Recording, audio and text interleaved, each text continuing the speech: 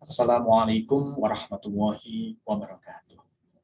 Alhamdulillah, alhamdulillah, wassalatu wassalamu ala rasulillah, amma ba'dah.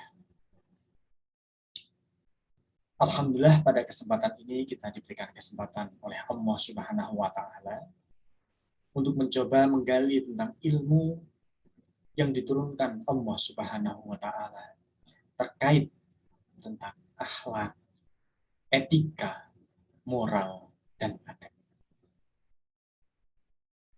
Secara substansional kita tahu bahwa ketika kita berbicara akhlak, etika, moral, dan adab, ini tidak bisa lepas satu sama yang lain. Karena ini saling keterkaitan dan sangat erat sekali. Sehingga kita tidak boleh meninggalkan salah satunya.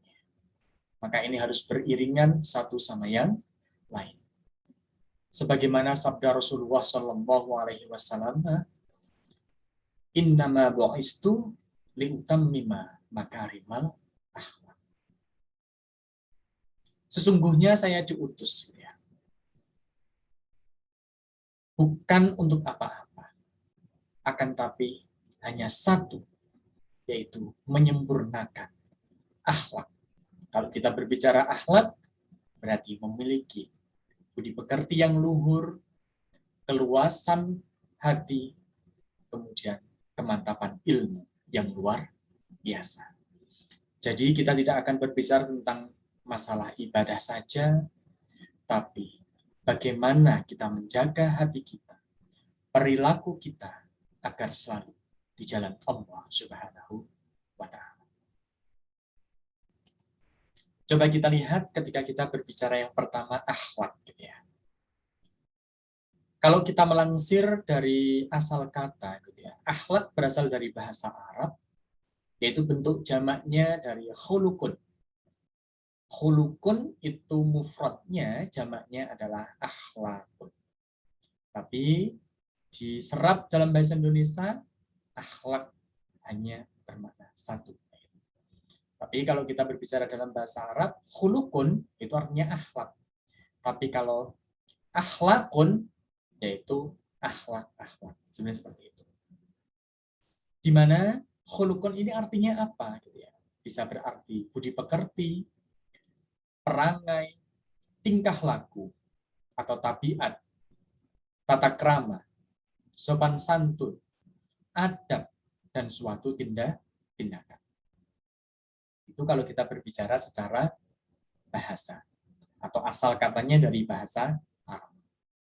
Sedangkan menurut Imam Al-Ghazali dalam kitab Ihya Ulumuddin, beliau menyampaikan, al-akhlaqu huwa ibaratun an hayatin nafsi rasikhatin tasduru anha al-af'al bisuhulatin wa yusrin min khairi hajatin ila fikrin wa ru'yatin.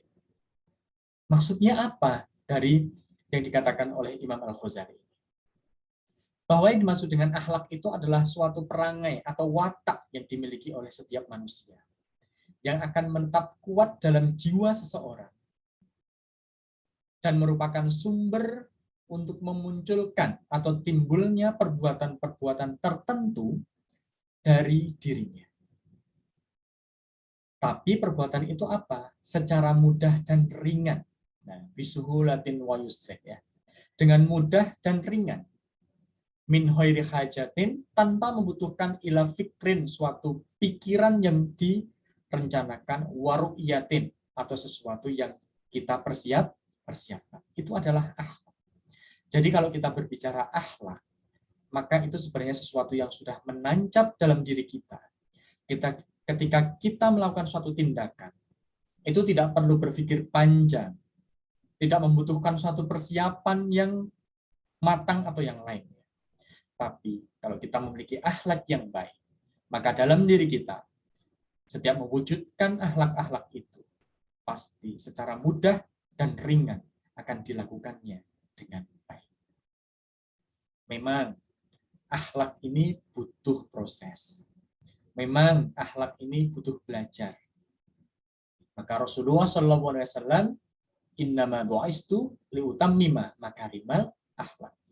Ketika Rasulullah SAW beliau diutus kepada suatu kaum, pada waktu itu adalah kaum Quraisy, gitu ya.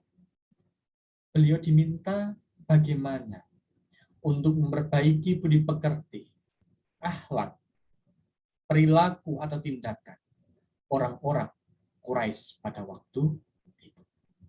Maka Rasulullah SAW ya, ketika sudah menancapkan akhlak pada orang-orang Quraisy dan orang-orang Quraisy mampu menerimanya dengan baik, maka muncullah para sahabat yang luar biasa. Sayyidina Abu Bakar As-Siddiq, Amirul Mukminin Umar bin Khattab, Utsman bin Affan, Ali bin Abi Thalib.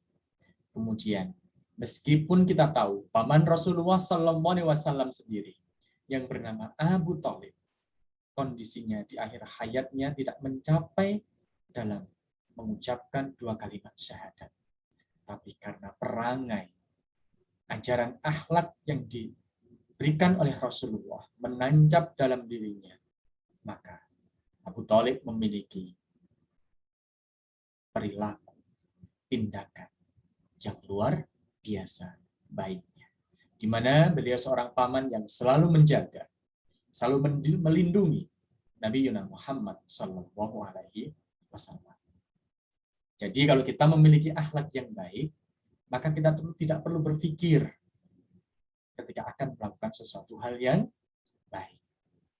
Spontanitas kita bisa melakukan dan itu mudah serta ringan. Nah, itulah kalau kita berbicara tentang makna dari akhlak. Kalau kita melihat dari definisi tadi, ya, maka substansi makna akhlak kita bisa akan melihat beberapa poin. Ini saya melihatnya dari makna tadi ya. Dari arti yang disampaikan oleh Imam Al-Ghazali dalam kitab Ihya Ulumuddin. Ihya Ulumuddin ya. Menghidup-hidupkan agama. Itu namanya Ihya Ulumuddin. Yang pertama apa substansinya? Perbuatan yang telah tertanam kuat dalam jiwa seseorang sehingga telah menjadi kepribadiannya. Jadi, ketika sudah tertanam dalam dirinya, maka akan menjadi kepribadiannya. Kalau akhlak baik, maka kepribadiannya insya Allah juga akan baik. Nah, artinya apa? Sudah tertancap dalam diri kita. Kalau kita memiliki akhlak yang baik, tanpa kita harus berbicara. Kita memiliki kepribadian yang baik, tanpa harus mengucapkan itu. Pasti siapapun yang ada di sekitar kita akan mengetahui bahwa kita memiliki perangai yang baik. Di lain sisi, akhlak itu substansinya apa? Perbuatan yang dilakukan dengan mudah tanpa pemikiran. Artinya ketika kita ingin melakukan spontanitas, sesuatu yang ringan langsung kita lakukan, dan itu mudah. Tapi kalau kita berbicara, ya, khuluqin hasan. Ketika kita berbicara, akhlak yang baik, maka kita akan melakukan sesuatu itu baik tanpa pikir panjang dan mudah serta ringan. Tapi kalau ada khuluqin fasikin, akhlak yang fasik, di dalamnya ada unsur sifat munafik, gitu ya. Ada unsur sifat kebohongan, kadzab dan yang lainnya. Kita juga tetap ringan melakukan itu tanpa pikir panjang.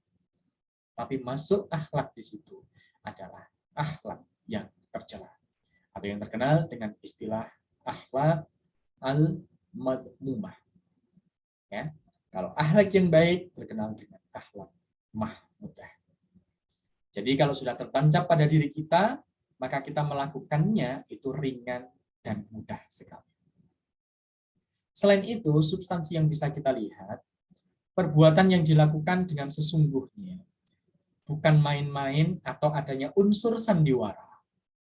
Perbuatan yang dilakukan ikhlas semata-mata mengharap ridha Allah Subhanahu wa Ta'ala. Bukan karena ingin dipuji atau karena ingin mendapatkan pujian dari sesama makhluk. Karena dalam kitab Hikam kita harus tahu ya. Al-aqta minal khalqi khirman. Suatu pemberian, suatu pujian dari sesama makhluk itu khirman, menghasilkan kerugian, sesuatu yang tidak akan ada manfaatnya. Tapi wal man'u minallahi ihsan, dan sesuatu yang sengaja ditunda-tunda oleh Allah Subhanahu wa taala dalam hal ingin menciptakan manusia yang ada di dunia, ada unsur sabar, ada unsur ikhtiar, maka hasilnya adalah ihsan, kebaikan. Nah, jadi mari kita melihat apakah kita bisa mampu seperti itu. Kemudian yang nomor 4, substansinya apa? Perbuatan yang timbul dari dalam diri orang yang mengerjakannya tanpa ada unsur paksaan atau tekanan dari luar. Jadi ketika kita melakukan itu semuanya semata-mata ikhlas billahi ta'ala. Mukhlishina lahuddin. Tergolong orang-orang yang ikhlas dalam menegakkan agama Allah Subhanahu wa taala. Nah, di sini kalau kita melihat makna akhlak, maka kemungkinan kita akan memiliki dua arah. Ada yang bersifat positif, ada yang bersifat negatif. Nah, terus bagaimana? Akhlak negatif itu bagaimana? Kita memiliki penyakit hati, iri, dengki, sombong, takabur. Ini pernah dibuktikan oleh iblis, ya, ketika diminta untuk bersujud dalam hal menghormati Nabi Adam alaihissalam ketika pertama kali diciptakan, iblis tidak melakukan itu. Padahal semua makhluk bersujud bukan menyembah tapi menghormati, ya, kecuali iblis. Maka iblis diusir dari surga. Karena apa? Akhlaknya yang tidak bagus. Dari sini, mari kita belajar dari kisah iblis itu. Semoga kita tergolong dari orang-orang yang mampu mendapatkan akhlak yang